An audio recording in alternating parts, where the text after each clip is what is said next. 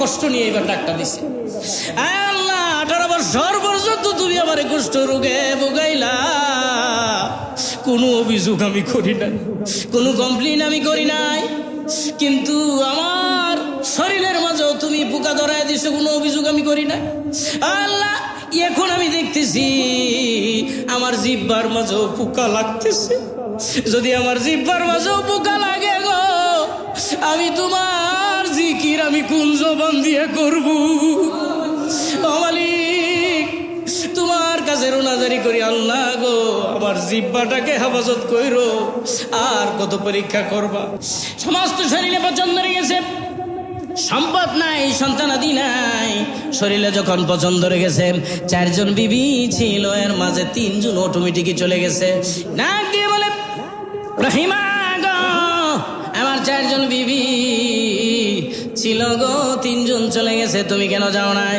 এবার বিবি রহিমা ডাক দিয়ে বলে, স্বামী গো সুখের সময় আমি আপনার পাশে ছিলাম, আপনি বাচ্চা ছিলেন, আমি রানী ছিলাম, এখন আপনি অসহায় হয়ে গেছেন, আপনার কুষ্ঠরোগ সমস্ত শরীরের মাঝে পোকা ধরে গেছে, পছন্দ ধরে গেছে, এখন যদি আমি চলে যাই, আমার আল্লাহ যদি আমার ডাক দিয়ে বলে, রহিমা রে সুখের দিনে আমার আইবের পাশে ছিলি, দুঃখের দিনে কেন তুই চলে আসলি? কি জবাব দিমু, কি জবাব দিমু গো? এই জন্য আমি আপনার খেদমতে আসি। এবার আইয়ুব নবী ডাক দিয়ে বলে, বিবি রহিমা সত্যি যদি তুমি আমার খেদমত করতে চাও, আমার গায়ে থেকে পোকাগুলো পড়ে যায়, এই পোকাগুলো আবার ধরে ধরে তুমি আমার এখানে উঠাইয়া দিবা, আর আমি ধরতে পারি না, শক্ত কোনো মজবুত আমি কোনো কিছু ধরতে পারি না, সমস্ত শরীরে আমার কুষ্ঠরোগে পছন্দ ধরে গেছে, পোকা ধরে গেছে, আমি মাঝে মাঝে তোমার চুলগুলো ছাড়বা, চুল ধরে ধরে আমি উঠবো বসবো, ঠিক আছে? এভাবে ওনার খেদমত চালাইতেছে, হা করতে পারে না, মুখ লড়াইতে পারে না, এমন অবস্থা হয়েছে সমস্ত মুখের মাঝে পোকা। উনি শুয়া থাকলে মনে হয় একটা মৌমাছির চাকের মাঝে যেমনি ভাবে মধু বুকগুলো 4টা ডাইকা থাকে গো, এরকম ভাবে পোকাগুলো দিয়ে আইয়ুব নবী ভাবে ডাইকা থাকে। বুঝা যায় না যে এটার ভিতরে কোনো মানুষ আছে। 70 বছর পর্যন্ত আইয়ুব নবীর রাজত্ব দিছে। কত বছর? বাবা রে বাবা, রাজত্ব কি! হ্যাঁ, বাদশাহ, বউ 4টা, সন্তানাদি 14টা, বাড়ি গাড়ি ব্যাংক ব্যালেন্সে, মানে কোনো কিছুর অভাব নাই। 70 বছর চলতেছে। আল্লাহ ডাক দিয়ে আইয়ুব, আমি নিয়ত করছি তোমার একটা পরীক্ষা করবো। আইয়ুব নবীকে, আমি প্রস্তুত। সুবহানাল্লাহ, আমি প্রস্তুত। আপনি পরীক্ষা করবেন? আমি প্রস্তুত। দেখেন ইমান কত মজবুত। আমগরে যদি ডাক দেখ কয় আল্লাহ যে এই রানীগঞ্জ বাজার মসজিদের ইমাম তোরে পরীক্ষা করবো, তুই 41 দিন বড়া এই মসজিদের বাথরুম সাফ করবি, আমি কই স্যার এই দরকার নাই, যাই আমরা। কিন্তু আইয়ুব নবী কয় আল্লাহ আমি প্রস্তুত। ঠিক আছে, আইয়ুব নবী আল্লাহর জিকির করে, আল্লাহর ইবাদত বন্দেগীতে ব্যস্ত। আল্লাহ রাব্বুল আলামিন ডাক দিয়ে বলে, দেখছো ফেরেশতারা আমার আইয়ুব কেমনে কত সুন্দর করে আমার জিকির করে, বড় ভালো লাগতেছে। এই মুহূর্তে শয়তান আইসা ডাক দিয়ে কয়, জিকির এমনি করে না, ধন সম্পত্তি আছে তো, কোনো ফেরেশানি নাই তো, মনের সুখে জিকির করে। এই সম্পদ আওলাদ এটা না থাকলে জিকির করলো নইলে। দেখেন এই কথা কইছে, পরে কয় কি কও সত্য নাকি? বলে হ। তাহলে পরীক্ষা করো। শয়তান এবার আল্লাহর ডাক দিয়ে কইতে, পরীক্ষা করবো, আমারে পাওয়ার দেন। পাওয়ার কি দেন? পাওয়ার দেন, আমি পরীক্ষা করি এবং আমি তারে বিপদে ফেলামু, দেখবেন এ কি করে। পাওয়ার দেন, তাহলে গিরিঙ্গিটা আমি ঠিক মতো বাজাইতে পারবো। যাদের কাছে পাওয়ার থাকে, উপর থেকে পাওয়ার থাকে, এরাই কিন্তু গিরিঙ্গি বেশি লাগায়। কথা কোন নাকি? এরা গিরিঙ্গি বেশি লাগায়। তো পাওয়ার দেন, পাওয়ার দেন আমারে, দেখেন খেলা কারে কয়। দিলাম পাওয়ার। কি করছে? বলে আইয়ুব আলাইহিস সালাতু ওয়াস সালামের অনেক সম্পদ, এই সম্পদের মাঝে ওনার ছিল উটের বড় খামার। এমন একটা বাতাস দিয়েছে, খামারগুলো ধ্বংস করে দিয়েছে। খামারের খাদেম যায় বলতেছে, জাহাবনা ও পয়গম্বর আইয়ুব নবী, খামারের যত উট ছিল সব তো শেষ। উনি এক মুহূর্তের জন্য বিচলিত হন নাই, একটা বারের জন্য বলে নাই কি বললা উট সব শেষ, কেমনে চলবো। তিনি বলতেছে আল্লাহর দেওয়া দন আল্লাহ নিছে, আল্লাহর সিদ্ধান্তের প্রতি আমি খুশি। আমানত চন্দ্রের নজদে মাস আয় আমানত চন্দে রোজে নজদে মাস আরে দর হাকিকত মালিকে হরশি খুদাস দর হাকিকত মালিকে হরশি খুদাস ধন ফরজন টাকা পয়সা অঙ্গ প্রত্যঙ্গ বিবি বাল বাচ্চা এগুলোর মালিক কে? আরো জোরে বলেন কে? আমার আল্লাহ আপনাকে পরীক্ষার জন্য সম্পদগুলো দেয়। একজনে কয় আমি 8 তলা বিল্ডিং মালিক, আমি কই না তুমি 8 তলা বিল্ডিং এর মালিক না, তুমি এটার কেয়ারটেকার। কেয়ারটেকার ছিলেন না? এই খালি কয়েকদিন তুমি দেখবা খাইবা করবা, এরপরে আরেকজনে সিরিয়ালে আইব, তুমি এটার মালিক না। এবার উট যখন চলে গেল, শয়তান দেখায় উট নবী তো বাবারে বাবা শুকরিয়া আদায় করে। ইমান যার যত বড় তার ধৈর্য আরো অনেক বড়। এবার তার 14 জন সন্তান ছিল, 14 জন সন্তানকে একটা বিল্ডিং ফালাইয়া দেওয়ালের চাপার মাঝে ফালাইয়া সন্তানগুলো মেরে ফেলেছে। আল্লাহু আকবার কোন? বলেন তো, 2টা ছেলে আপনার নদীতে পড়ে যদি মারা যায়, দুটার লাশ যদি আপনার বাড়িতে আসে, আপনি বাবা হিসাবে আপনার কলিজা ছিঁড়ে যাবে, কথা কন না কেন? কিন্তু আইয়ুব নবীর কাছে যখন খবর আসছে গো 14 জন সন্তান ওনার মারা গেছে, ডাক দিয়ে বলে সন্তানাদি তো আল্লাহর দেওয়া নিয়ামত, আল্লাহর দন দিছিল লইয়া গেছে, আল্লাহ পরীক্ষা চালাইতাছে। উনি তো বুঝছে এটা তো পরীক্ষা। এবার ফসলাদি যা আছে এগুলো ধ্বংস করে দিছে। শয়তানের এই পাওয়ার দিছে কে? আরো আছে, শয়তানের আরো কিছু পাওয়ার ব্যাপারে আছে, কথা আমি পরে বলতেছি। দিছে ফসলাদি শেষ, কৃষকেরা এসে বলে আইয়ুব নবী যত ফসল ছিল এগুলা তো আমাদের ক্ষেত খোলা সব শেষ, এমন কিছু পোকামাকড় এই ক্ষেতের মাঝে এগুলার মাঝে জ্বালাফেরের মাঝে লাগাই দিছে, কে জানি কোথায় থেকে আসছে, এগুলো সব ধ্বংস হয়ে গেছে। আইয়ুব নবী ডাক দিয়ে বলে ঘাবড়ানোর কোনো কারণ নাই, আমার গোডাউনের মাঝে কোষাগারের মাঝে এমন কিছু খাদ্য আমি মজুত করে রাখছি, কমপক্ষে চলবো 3 বছর। কয় বছর? এটা আবার হইনালছে শয়তানে। কিরে এই ক্ষেত ফুইরা লাইছি, আবার বলে গুড়াউনে জমা আছে। হ্যাঁ গুড়াউনে মারছে আগুন। আল্লাহু আকবার কর। গুড়াউনে কি লাগাই দিছে? আগুন লাগাই দিছে। এবার সবাই কইতেছে গুড়াউনেও তো আগুন লাগে গেছে, সব ধ্বংস। আইয়ুব নবী কয় আলহামদুলিল্লাহ, আল্লাহ তো দিছিল, আল্লাহ নিছে। তো এইবার শয়তানে কয় এত পরীক্ষা করতেছে খালি আলহামদুলিল্লাহ শুনাইতে, একবার ইন্না নিল্লাহ কয় না, একটা বারও বিচলিত হইল না। খারাপ এমন একটা বাতাস তার শরীরে ছাড়ছে, যেই বাতাসটা পাওয়ার পরে তার শরীরের মাঝে কি শুরু হয়ে গেছে? চুলকানি শুরু হয়ে গেছে, আস্তে আস্তে কুষ্ঠ রোগে পরিণত হয়ে গেছে, সমস্ত শরীরে পচন ধরে গেছে। আহা, সমস্ত শরীরে পচন ধরে গেছে, সম্পদ নাই, সন্তানাদি নাই। শরীরে যখন পচন ধরে গেছে, 4 জন বিবি ছিল, এর মাঝে 3 জন অটোমেটিকই চলে গেছে। এমন কিছু মহিলা আমাদের দেশে আছে, সকলের কথা বলি না, মিডিয়ার মাধ্যমে এটা প্রচার হচ্ছে, সবাই না, কিছু মহিলা আছে সুখের সময় স্বামীর খুব প্রশংসা করে, দুঃখের সময় যখন আসে ভালোবাসা জানালা দিয়া ফলায়, আছে না? একেবারে সিসিং ফাঁক, কয় তোমার চাকরি বাকরি লাই হলে আর তোমার থেকে কি করতাম। আবার কয় চাকরি থাক আর না থাক, আমার 5টা ঠিক মতো কিন্তু দেড় লাগবো, নাইলে কিন্তু লাল দালালের ভাত খাওয়ায় সারাম, আছে না? না এরকম একটা ঠেট তারা দিয়ে দেয়। তো যাই হোক, 3 জন চলে গেছে, যারা যাওয়ার তো গেছে, 1 জন রয়েছে, তার নাম কথা কয় না, তার নাম কি? নতুন হুন্তা চিন নাকি? ওয়াজ রহিমা। এটা সাধারণ না, হযরত ইউসুফ আলাইহিস সালামের ছেলের মেয়ে। আল্লাহু আকবার কোন? ইউসুফ নবীর নাতি। তার মানে ইউসুফ নবীর আল্লাহ দুনিয়ার অর্ধেক সৌন্দর্যতা বানাইছে, অর্ধেক সৌন্দর্য। তাইলে এই যে রহিমা কিরম বুঝুন? জাতের মেয়ে, কালো ভালো, নদীর পানি, কথায় আছে না? যেটা জাতের সে রয়েই গেছে। না দিয়ে বলে রহিমা গো, আমার 4 জন বিবি ছিল গো, 3 জন চলে গেছে, তুমি কেন যাও নাই?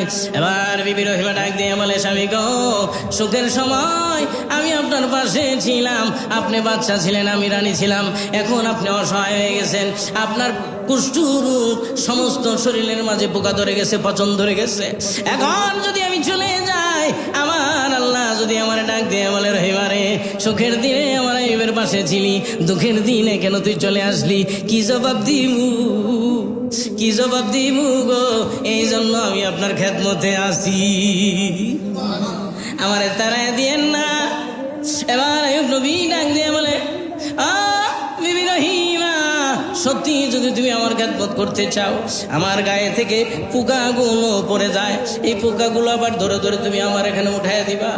আর আমি ধরতে পারি না, শক্ত কোনো মজবুত আমি কোনো কিছু ধরতে পারি না, সমস্ত শরীরে আমার কুষ্ঠরোগে পচন ধরে গেছে, পোকা ধরে গেছে। আমি মাঝে মাঝে তোমার চুলগুলো ছাড়বা, চুল ধরে ধরে আমি উঠবো বসবো, ঠিক আছে? এভাবে ওনার খেদমত চালাইতেছে, হা করতে পারে না, মুখ লড়াইতে পারে না, এমন অবস্থা হয়েছে সমস্ত মুখের মাঝে পোকা। উনি শুয়া থাকলে মনে হয় একটা মৌমাছির চাকের মাঝে যেমনি ভাবে মধু পুকগুলো চারটা ডাইকা থাকে গো, এরকম ভাবে পোকাগুলো দিয়ে আইয়ুব নবী ভাবে ডাইকা থাকে। বুঝা যায় না যে এটার ভিতরে কোনো মানুষ আছে। লিকুইড জাতীয় খাবার বিবি রহিমা জিহ্বার মধ্যে দিয়া এভাবে স্বামীর মুখের মধ্যে জিহ্বা দিয়া এভাবে সেন্ট করে দিত, পরে আস্তে আস্তে করে খাইতো, খাইয়া পাইছে থাকতো। একদিন দেখে স্বামী আইয়ুবের খাবার নাই, ওই দিক দিয়ে সমস্ত শরীর যখন পচন ধরে গেছে, এলাকার মানুষ এই গন্ধ সহ্য করতে পারে না। এলাকার মানুষ আইসা বলে, আইয়ুব, হয় তুমি এলাকার মাঝে তুমি থাকো, নাইলে আমরা থাকি, হয় তুমি তোমার বিবিরে নিয়ে থাকো, নাইলে আমাদেরকে বিদায় দাও, আমরা চলে যাই।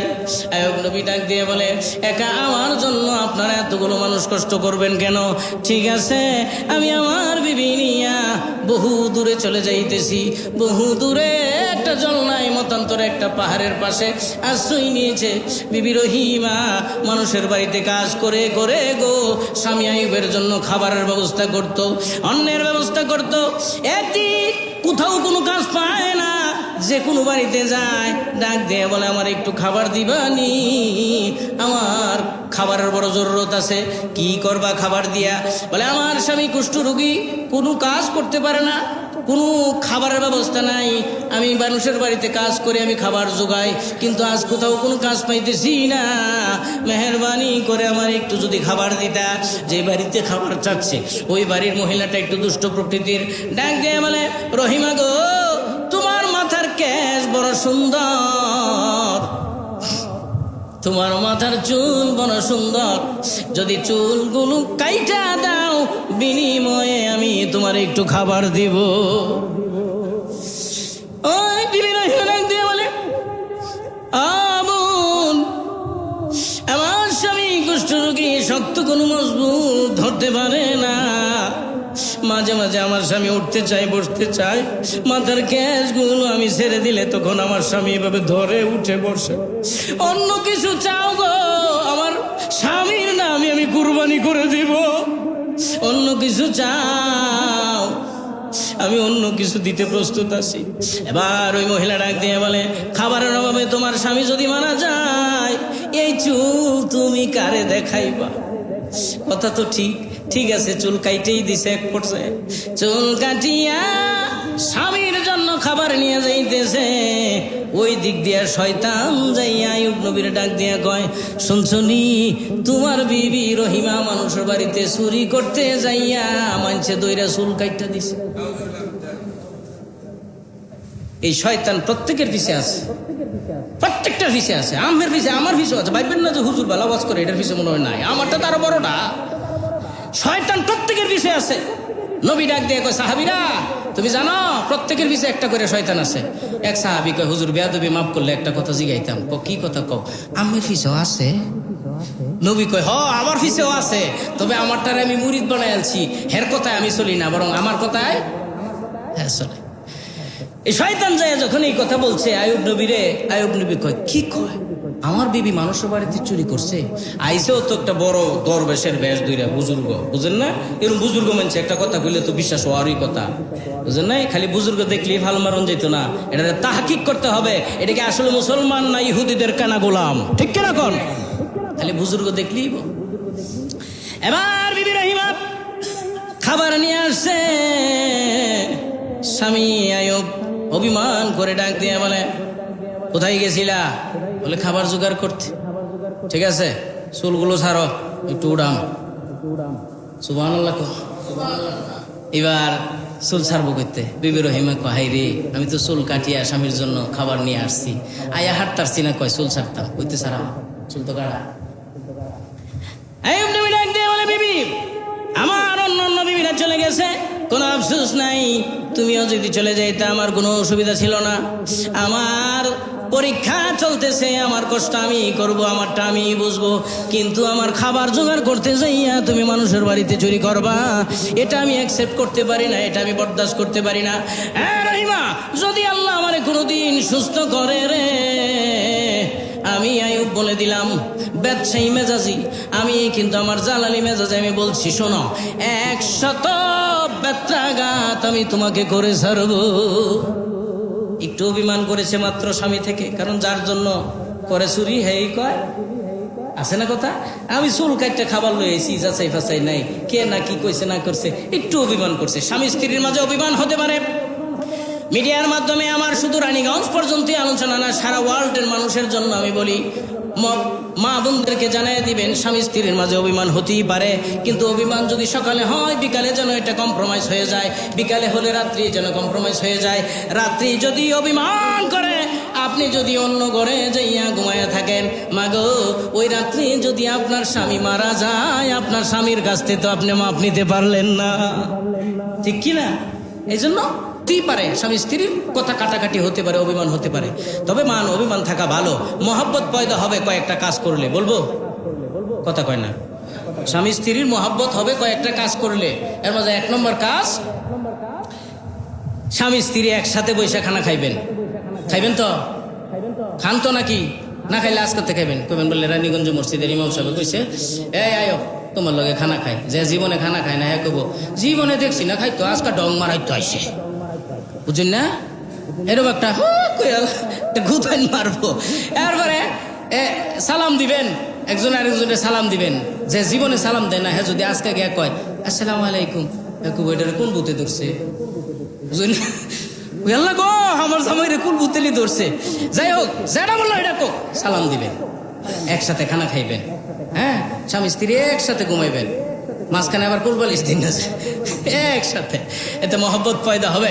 আজ মহব্বত তালখা হাজিরি সুদা, ওয়াজ মহব্বত মাসে হাজিরি সুদা, আজ মহব্বত সিজদে গুলশান মিশাওয়াত, বে মহব্বত রওজা গুলখান মিশাওয়াত। আরে মহব্বত যদি থাকে তিতাটাও মিঠা লাগে, কথা কই না? মহব্বত না থাকলে মিঠাটাও, মহব্বত যদি থাকে জেলখানাটাও ফুলের বাগানের মতো মনে হয়, মহব্বত যদি না থাকে গো, ফুলের বাগানটাও জেলখানার মতো লাগে।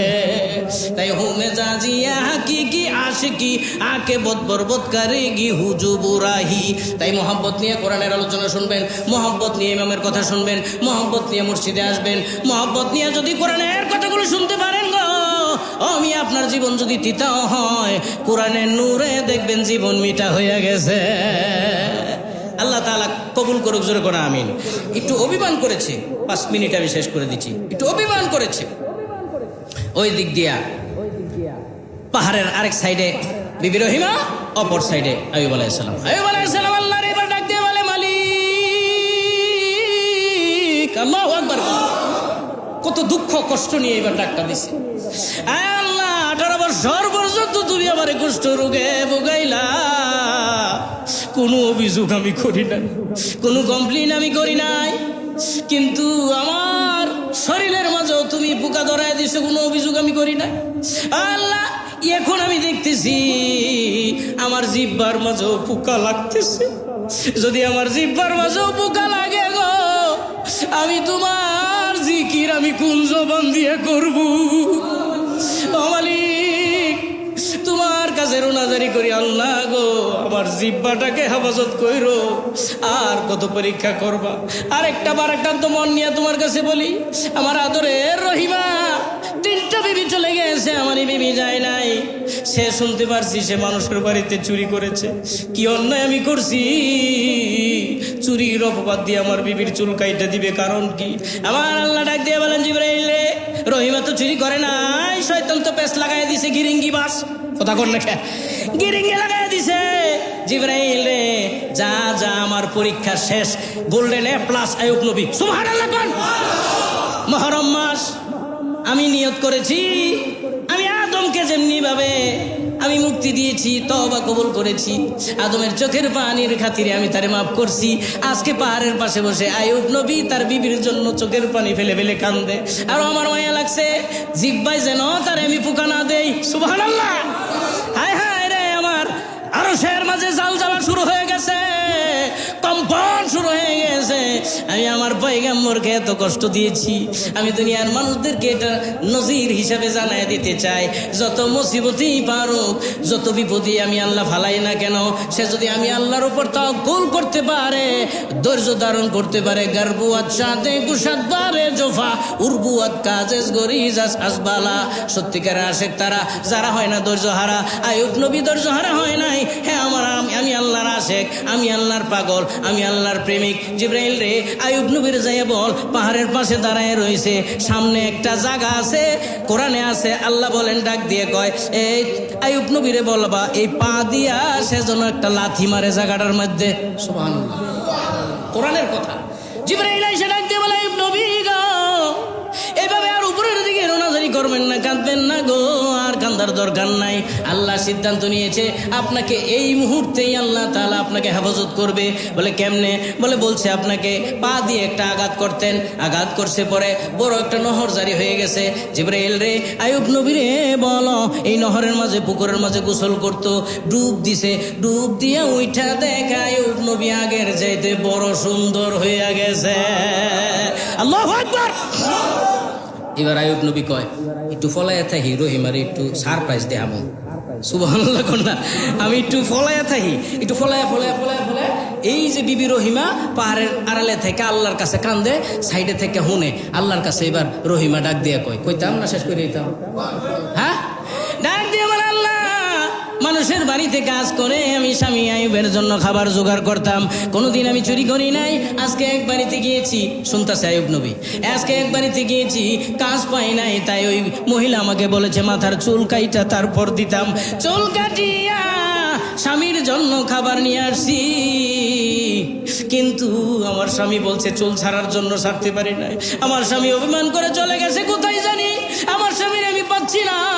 আল্লাহ তোমার জান্নাত চাই না, জাহান্নাম চাই না, তোমারও চাই না। আল্লাহু আকবার কর। আমার স্বামী কোথায়? বিবি হইলে তো এমন বিবি হওয়া দরকার, ঠিক কিনা কর। আমার স্বামী কোথায় গো? আমার স্বামীর ফিরত দাও। আয় আল্লাহ, আমি কোনো অন্যায় করি নাই, অপবাদ করি কোনো অপরাধ আমি করি নাই। আমার স্বামী কোথায়? 18 বছর পর্যন্ত আমি তার খেদমত করছি। আমার স্বামীকে আমার কাছ থেকে, আমার বুক থেকে তুমি ছিনাইয়া নিও না, নিও না। এবার আইয়ুব নবী কয়, আমি ভাবছিলাম কি আর হইল কি, আমার বিবি তো চুরি করে নাই। সুবহানাল্লাহ। এবার ডাক দিয়ে বলে, রহিমা লুক এট মি। সুবহানাল্লাহ কর। আমার দিকে তাকাও, আমার দিকে তাকায় দেখো, তাকায় দেখে এটা তো বেড়া না, এটা তো হুকে গাড়া কুষ্ঠ রোগে, এটা দিয়ে বালা বেড়া রয়েছে, একটু অন্যরকম ভাব করে। ছায়া বালা দেখো, আমি তোমার স্বামী আইয়ুব। ছায়া দেহ আসলেই তো। আল্লাহু আকবার কোন। কেমনে কি? আল্লাহ হেফাজত করছে, আল্লাহ মাফ করছে। তবে আমি ভুল বলছিলাম, আমারে তুমি মাফ করে দিও। দুনিয়াতে তুমি আমার কষ্ট করছো, আল্লাহ তাআলা সিদ্ধান্ত নিছে জান্নাতেও তুমি আমার সাথী হবে। আল্লাহু আকবার বলেন। আমার ভাইয়েরা, এই মুহররম মাসে আইয়ুব নবীর 18 বছর কুষ্ঠ রোগ থেকে আল্লাহ হেফাজত করলেন। আমরা কত রোগী, কত অপরাধী, কত গুনাহ আমাদের, কিন্তু আমরা গুনার দিকে নজর নাই, আমরা আল্লাহর রেজাবন্দির দিকে নজর নাই, আমরা জাহান্নামমূলক কার্যকলাপে লিপ্ত। আমরা গান, তবলা, বাদ্য যন্ত্র নিয়ে হাসি তামাশার মধ্যে আমাদের এই সময়গুলো কাটাচ্ছে। হ্যাঁ, আমরা কি জবাব দেব আল্লাহর কাছে?